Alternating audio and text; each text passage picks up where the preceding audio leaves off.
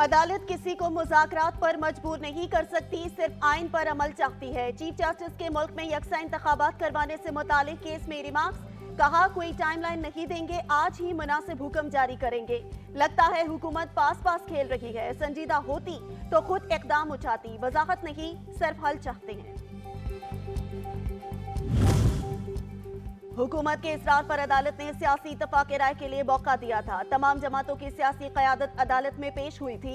PDM में आज भी मुज़ाकरात पर इत्तफाक राय नहीं है। शाह महमूद कुरैशी कहते हैं अदालती हुक्म को पीटीआई ने संजीदगी से लिया। सुप्रीम कोर्ट का 14 मई का फैसला खत्मी है। सेनेट कमेटी सिर्फ ताखीरी हरबा है।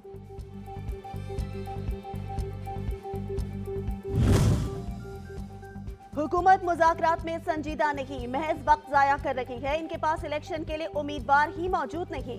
शेख रशीद को यकीन, कहा स्पीकर कौमी असेंबली का चीफ जस्टिस के नाम खत अदलिया को वाज़ेह धमकी है।